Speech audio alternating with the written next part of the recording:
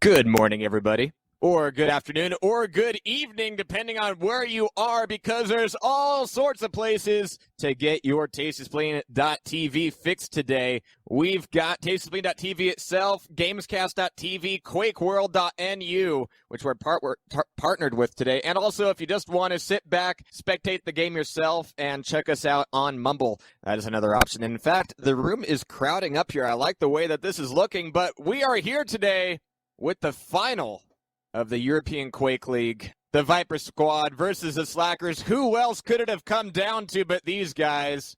And we're going to be expecting one bloody brawl here today. But stay tuned, because we're just getting rolled up. We're still looking for a couple more players from the Slackers. Hopefully they're not slacking off. And we're going to be welcoming in a guest commentator here as well today. But he's gotten lost in the crowd. There's DDK. Hi there, Jehar. This is my first time, so you have to go easy on me. Oh, don't worry. There's, we tend to go a little soft. I'm not that much of a, sadomasochistic guy anyway. But we've got a good lineup here for the Viper squad. We've got Blaze, Ihminen, Milton, and Xantom, of course. And so far we got Paradoks, Zero Murdoch, and Carl on the Slackers. Carl wasn't here for the last bout between these guys, was he?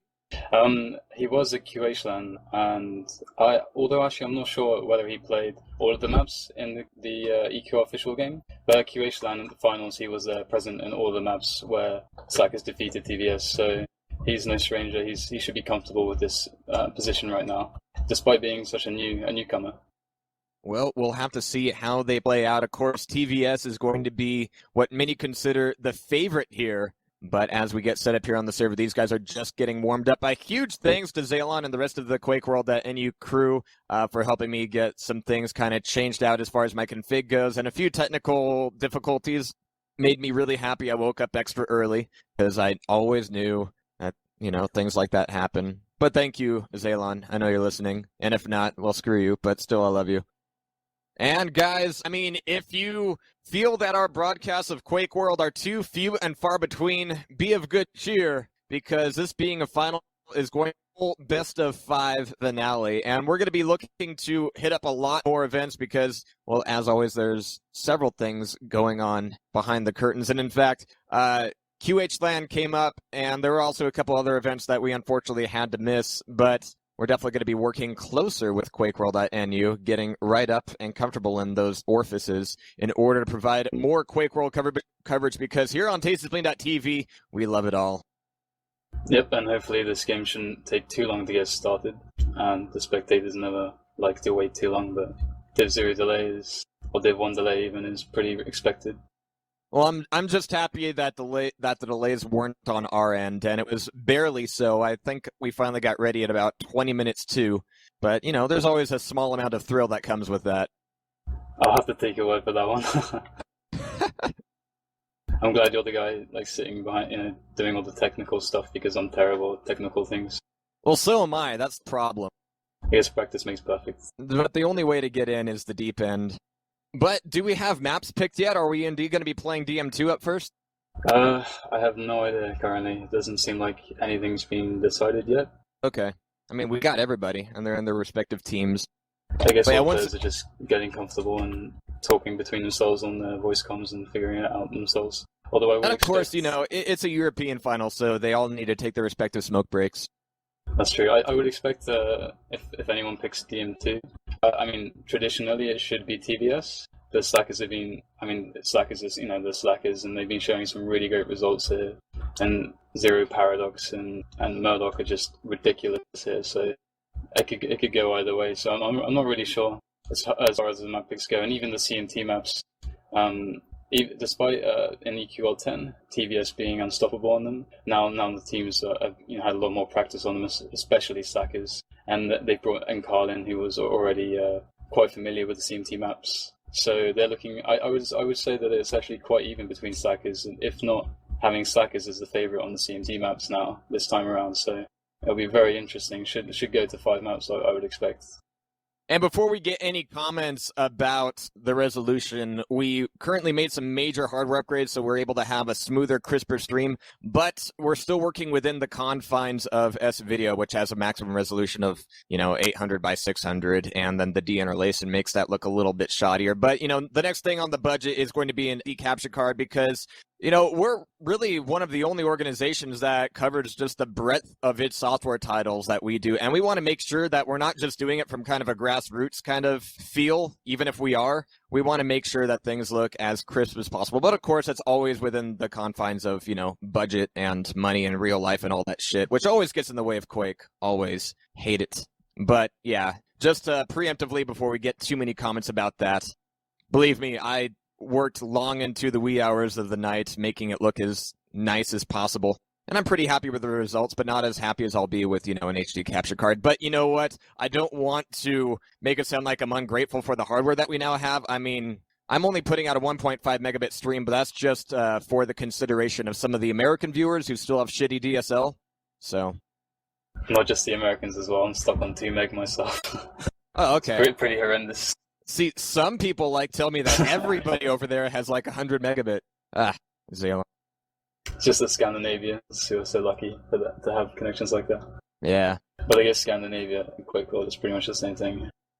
Yeah, and unfortunately, there really isn't much of an American Quake World scene. It's practically non-existent. Yeah, it does seem that way. Although, I've only been in the scene for a year and a half now, at least, and oh, okay. I haven't really seen any activity from the Americans. I mean, although there has been a few teams signing up, US teams, and we have the Canadian player Squeeze, who's probably the most notable guy from overseas. But overall, it's not really a strong showing nowadays, it seems. Although with anti-lag, it would be the best conditions possible to facilitate Americans coming over, but I think it's just too long gone now. Absolutely. But you know what? America is still the home of several NetQuake communities and also communities that focus more on the mapping side and modding side of things. Actually, as far as America goes, the strongest suit there is single-player mapping, which might seem odd to some players. And it is odd having such a divide between the two communities as far as interest goes for one game, but there it is. Yeah, that is quite bizarre for sure, especially considering how old the game is. But maybe that's just a testament to the engine itself, is the Quake 1 engine. Absolutely. Well, it looks like we're going to get started here before too long, so let me go and do my fancy-smancy official intro deal real quick. Otherwise, all of Zaylon's hard work will mean nothing.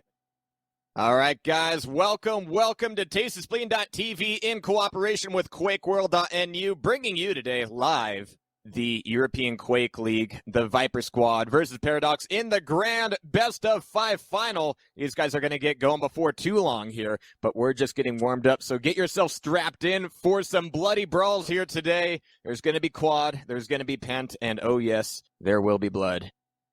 Looks like Slackers have chosen DM3. I suppose that's not too surprising. At the QH-LAN finals, Paradoks was extremely hot here, and they took DM3.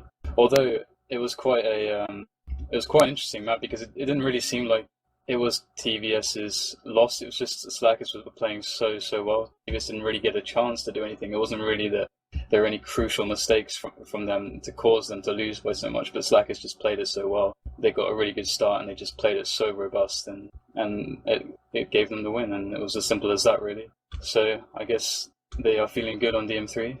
And if you're unfamiliar with the map like DM3, again, this mostly goes to the U.S. folks, but if you're less familiar with the map or maybe the playstyle, this is a map I really appreciate just because of the huge amount of drama that it can get. I mean, you've got a huge focus on the quad room, of course, but control really comes down to the red armor. Now, what really balances that out is the mega room over on the other side of red armor, and far across on the other end of the map, you have the pent, which doesn't come up nearly as quickly, but that can be the item that can certainly sway the control of the map very, very quickly and very drastically. So if there's one map you're looking for, those really close, tight battles with, dramatic shifts of score very, very quickly, DM3 is the place to go. Yeah, for sure. I mean, this map is really, really good.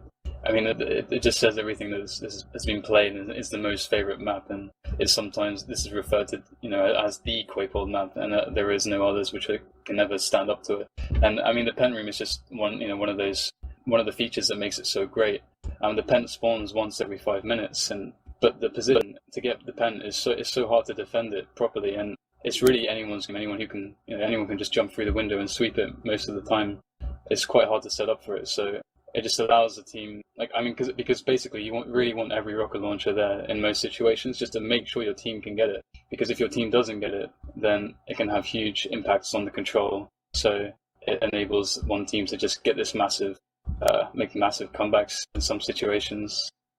As all the rocket and you launchers will definitely die. touched on another point there, which nearly slipped my mind. Just the emphasis on weapon control. And if you're coming from Quake 2, this can be somewhat familiar. But really, since Quake 2, there really hasn't been that much thought put into, okay, our team has rocket launcher, our team has lightning gun, the other team doesn't. We need to keep it that way, just because the weapon respawn times have just been lowered drastically. But it's one of the things I love about Quake World and Quake 2 in particular, just because you have that emphasis on not only grabbing the major items, but also grabbing the major weapons. It really generates a much more differentiated flow around the map, and you get a lot more action out of it, I believe. Yeah, for sure. Quake World is just, the mechanics are so good. For example, if you were to compare it versus Quake Live 4-on-4, in Quake World, your strategy and your team play gets rewarded a lot more because the rocket launcher is so much stronger, and so are the armors. So you really get rewarded with spawn frags by having weapon control, and the rocket launcher is such a strong positional weapon that you can make so many frags out of controlling areas very well. And in Quake Live, armors are very, very fragile, and you don't get nearly as many frags out of them. So it makes them much, much more interesting. And looks like we're getting started here. We've got ourselves a countdown, ladies and gentlemen, right here on DM3, and the slowness you see is just the demo syncing up. We have one false positive, but here we go. We've got to start here, DM3.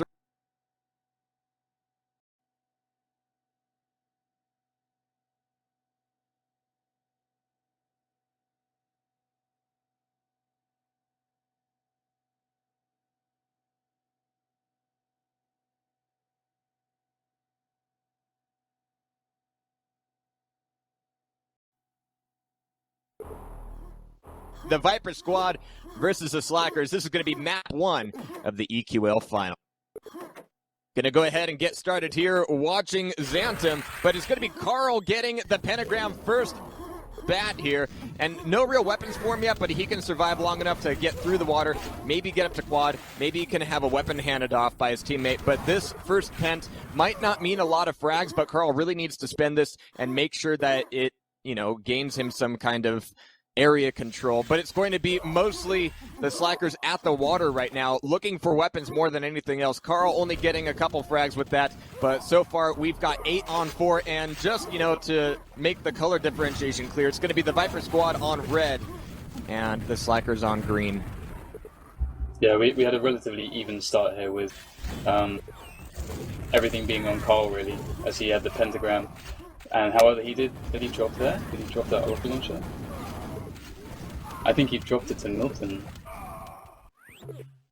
And there's no, dropping per se of just here, have a weapon, there's nothing that isn't paid for without blood. But we've got Milton in the red room 0 with just a little bit of that red armor left, but Carl's getting the quad. He's whipping up all the items right now, and with that quad, it doesn't matter whether he has rockets or not, a shotty will be more than enough to get these frags in. But again, he's really looking less for blood right now and just more for area control. He's kind of being cautious here, moving back on over towards pillars and getting all set up to come back into red from the rear here. And he is expecting a push, but it's all quiet here, oddly enough. It's kind of odd not to see this much blood coming into the red room, but that quad is going to run out.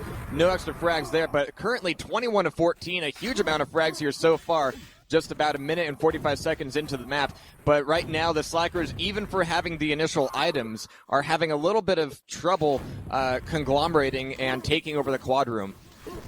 Yeah, I feel like Carl's quad room there was actually quite solid. I mean, he knew Milton was up there. He didn't want to risk his rocket launcher. He was his only one on the team at that point until Milo got into yellow.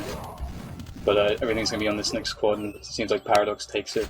but it doesn't really have anything and goes down straight away. So Milton has this red under control. So it looks like TVS are in a good position with 2 rocket launchers, the red armor to boot, and they should be able to make some frag lead out of this, some kind of lead at least.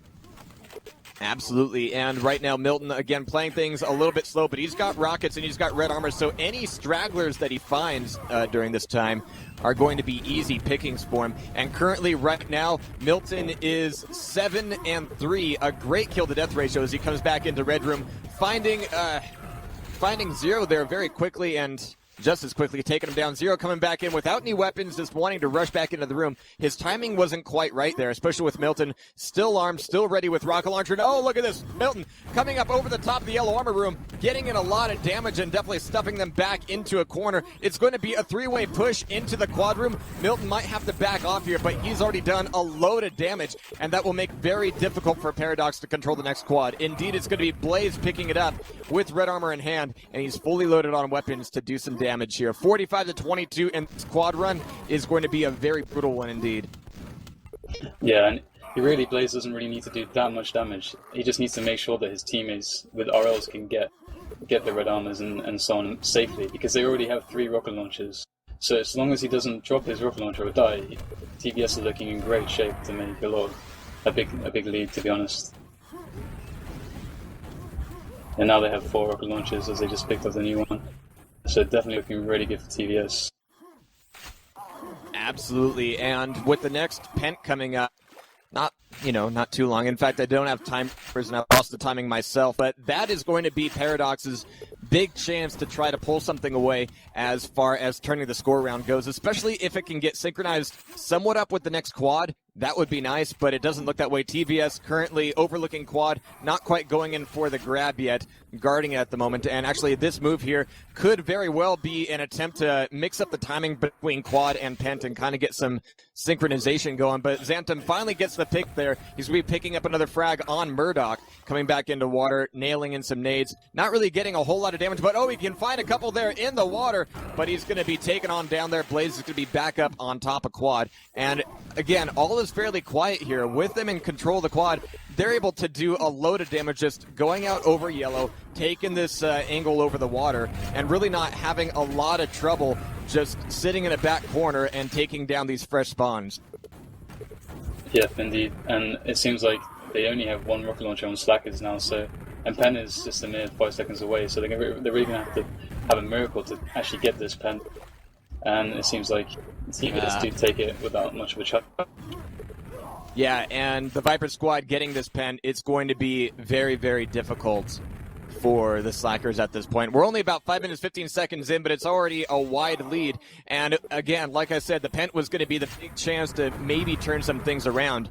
And yes, indeed, the Viper squad has synchronized Pent and quad. So we've now got Ihminen with a fully loaded, invincible, absolutely deadly setup here. And even as that runs down, he's going to have no trouble picking up a few more points for the team. Xantom getting a double frag on Carl and Murdoch here, expanding this thing 81-23. And yeah, this is looking a little bit dire for the Slackers right now. Yeah, for sure. TVS are just playing it very textbook, very, very stable and solid. Something they're known for. I mean, as one of the best teams over the last 3 years, probably the best team over the last 3 years.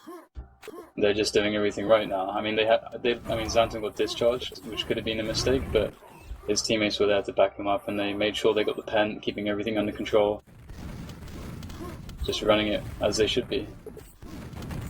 And the greatest danger here is that with the Viper squad sitting up on top of quad, we're not really seeing a lot of blitzes into the quad room to try to just damage the quad runner, and that is absolutely deadly because not only do you have someone with quad coming after you, someone with quad with red armor, quite a bit of health as well, and he's going to be a very, very difficult force to deal with as well. And he's finally going to get taken down by Murdoch over the LG, and that's going to be an important fight for Murdoch to win there. That might allow a push back into the red room. Milton's going to be holding off though. He's got LG of his own, taking down all 3 of them. Holy shit, that LG handoff was an important one for them, and they needed that fight to go their way, especially a 3-on-1, but Milton is showing just how important that red armor control is.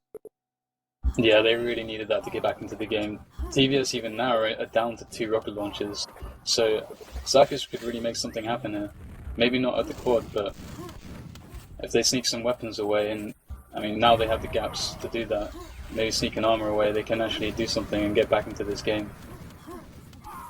And somewhat similarly to Quake 2 DM5, you start seeing a bit of a cycle where the player fending red armor is going to be the one having a path cleared to quad because he's going to be the strongest stack up. And when he's on his quad run, you have somebody else controlling red, and that way you just have players cycled out. Everybody's getting red, and everybody's going to have that kind of stack. You're not going to really have a weak link in that chain.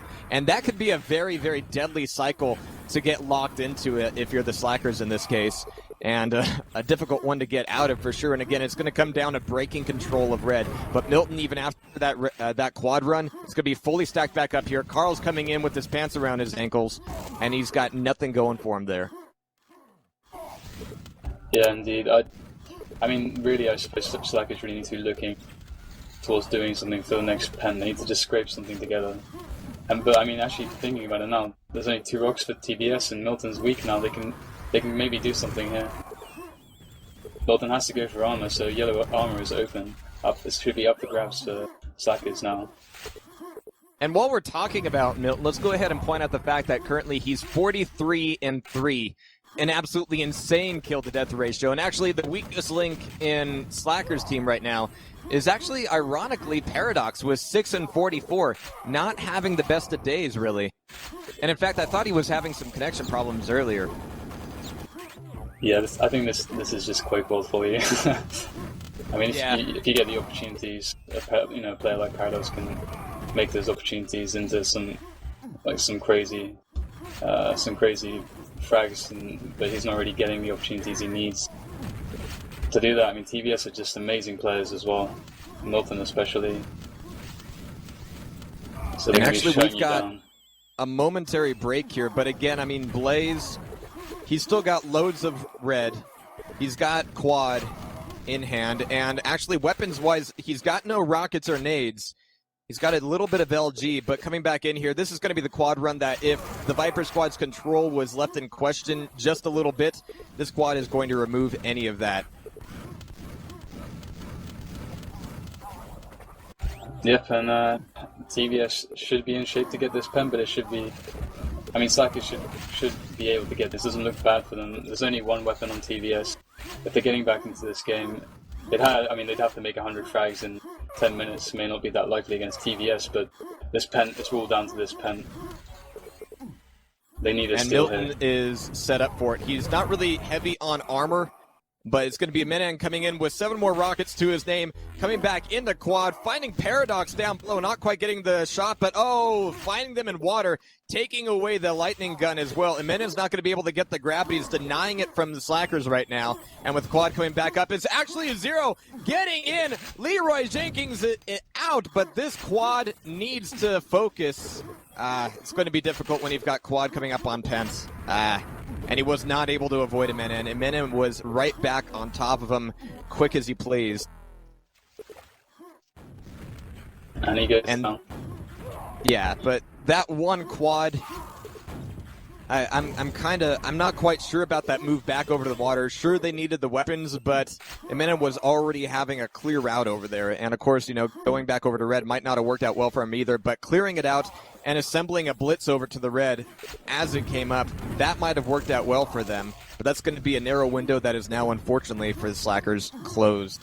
164-48, this thing's getting even wider as we have just under 10 minutes left on the clock. Oof. Xantom getting a bit of moment of glory as well. Doesn't seem like there's much hope for Slackers right now. Seems like Milton is playing an impeccable game as always. As almost always anyway. He's very consistent. Very consistent. And I mean, we saw another Slacker steal of quad, but without the stack and without red armor control, he's just going to be dying on the pad. And that's, again, the major difference that we're seeing here is just whenever TVS is grabbing quad, they are cycling out the guy who is in control of red, and he's fully stacked and ready to go, even with Mega most of the time.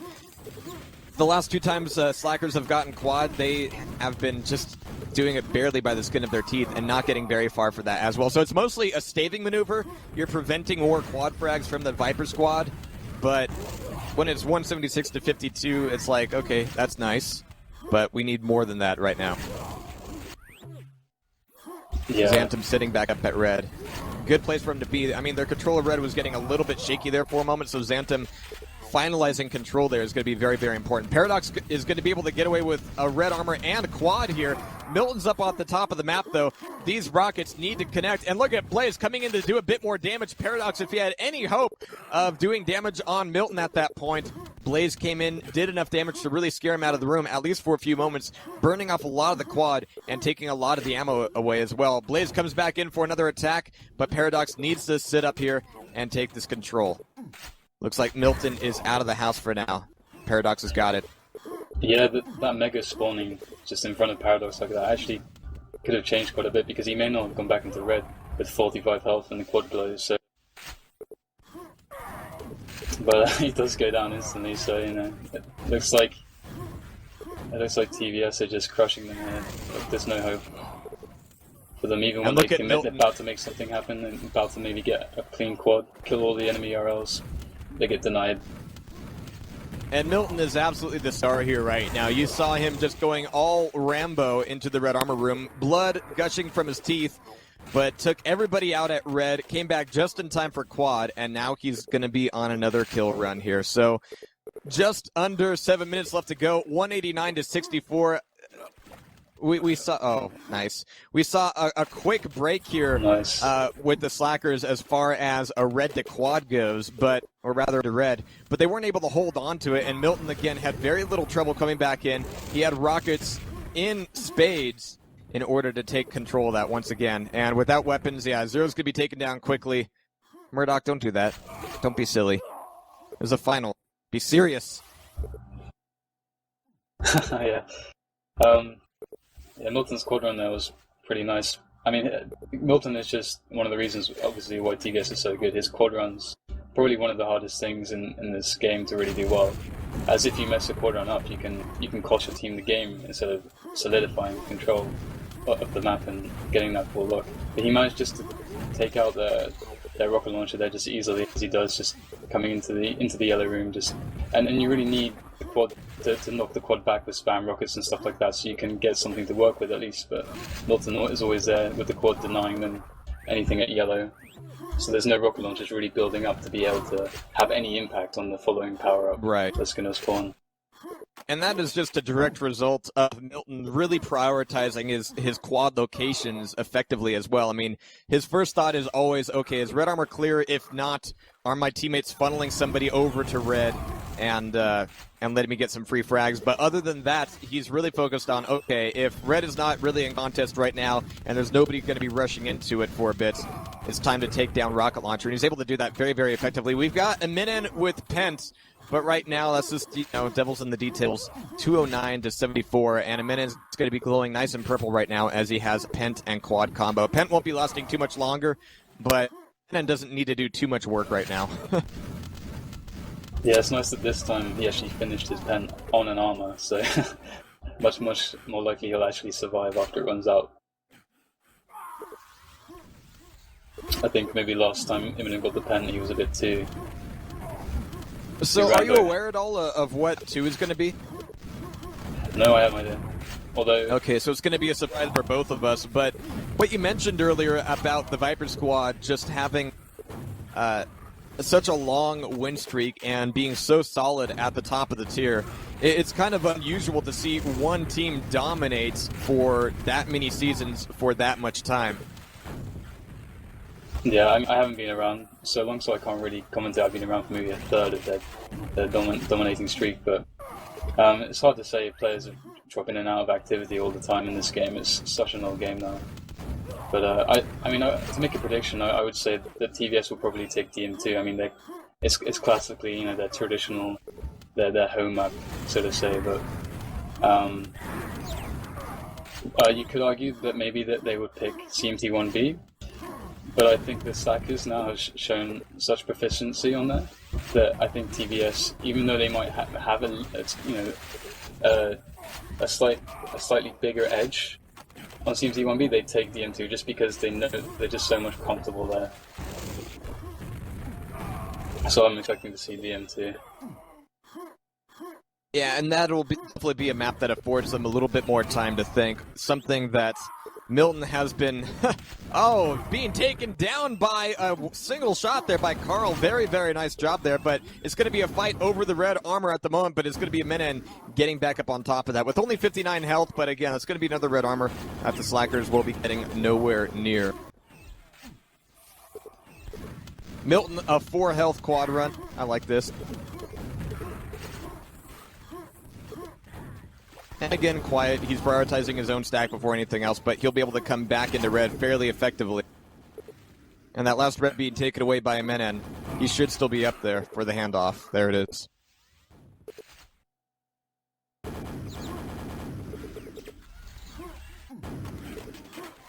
But really the biggest question in my mind right now is why Paradoks, who is generally one of the key players of the Slackers, is having such an off day. I mean, he's 14 and 75 right now. Yeah, I haven't watched this probably the entire 20 minutes, but I wouldn't jump to it being an off day just yet. I mean, he's a team player after all, and if he gets the opportunities that his team's able to give him, or vice versa, you know, he can capitalize on them. But sometimes in Quake World, you only get that one opportunity, and he's a very aggressive player as well, so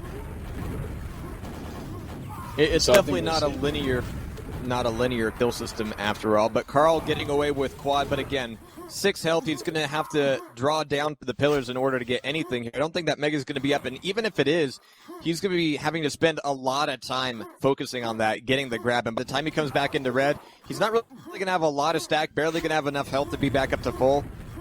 And actually, I'm kind of surprised that the red room fight went his way, but as you can see, it really came down to Paradox Murdoch more than it did to Carl's quad, so his was kind of a late comer there. And Carl really is in a position to defend red right here. He's got 11 health. Plenty of rockets, sure, but... I'd say the only thing he should be doing is boring to a teammate. There we go. There we go. There it is. And off the backpack. All right, so final 30 seconds here. And we're going to be seeing a few more frags for the Viper squad, but right now we're looking at 263 to 97. Not the widest score I've seen in a Quake World 4v4, but definitely it would be up there. Milton giving his teammates some love there. two direct rockets to the quad guy for no reason.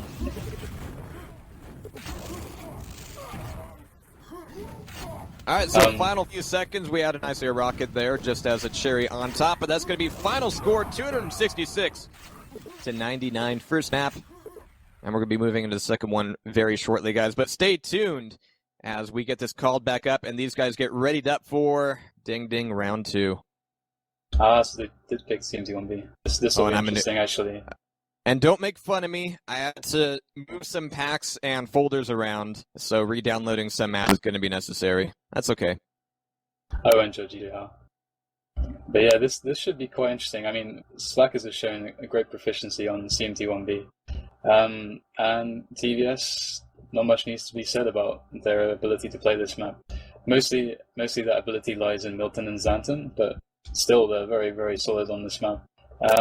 And we haven't really seen any great games on this map yet, because mostly there aren't really any teams that have really grinded this map out. I mean, there's a Kenya season every other season in EQL, so maps which aren't the TP3 as they're called, the big three, DM3, DM2, and E1M2. Anything else is not played nearly as much, so this should be really interesting. If they can actually make a good game happen, it could perhaps swing some more favor for this map. And I definitely want to see Paradoks perform a little bit better. I totally agree with all your statements about him being a team player, and sometimes you have to take what's given to you and just play your position, even if it doesn't get you a lot of spotlight. But that was rather a lot of deaths to be held there, and Paradoks not changing up his position, mid didn't really help that out either. So we're going to have to see how they put things together here. I have to admit, I'm a little less familiar with this map, of course, it being a Kenya map. I hope I could be forgiven for that a bit. But again, that's a factor that we're hopefully looking forward for here for these teams as well. Just not no experience, but just less experience than with the other maps. And maybe Milton won't be dominating quite as much. Yeah, the Paradoks with lost to death thing. I can't remember specifically, but I've been told a couple of times that Paradoks likes to play finals in duel on DM4 and rush away 80 frags and get raped I've heard he likes to do that, so I don't know if it's related. Well, we're about to find out. But once again, guys, this is best of 5 map 2 here. If the Viper squad take this in the third, it's all over. Which makes this kind of tense for the Slacker. Sorry to interrupt you there. That said, Paradoks is instrumental to Slacker's 1B. Like, he is easily their best 1B player. So if he's not on his game, this could be quite dire for them, for sure. This is a map as well which one player can run very well. You can easily get a stack with red and a lot of LG cells, and the map's so open that you can do a lot with a quad LG on this map. All right, guys, so as these guys get readied up, we're going to be looking for map 2 here between Slackers and the Viper squad. The Viper squad, of course, the perennial favorite here, but this is going to be the Slackers' big chance to break their faces in a little bit. We're going to see these guys ready fairly soon, but don't go anywhere right here on TastySpleen.tv, your #1 source for everything Quake coverage. Yeah, and it's never nice as well being in Slacker's position where you've picked a map as your home map and you end up losing by such a margin as well that they have to. There's got to be some pressure on them now, and TVS can relax a little bit. So pretty much the motto right now is don't suck. Yeah, pretty much. Don't choke, don't suck or choke. That's a bad combo in general. Yeah, it doesn't lead to good things. And we'll start there. Always fun. Yeah, I've gotten to the point where I'm looking at that first countdown with the raised eyebrow. I dare you. All right, guys, here we go. We've got a countdown for sure this time.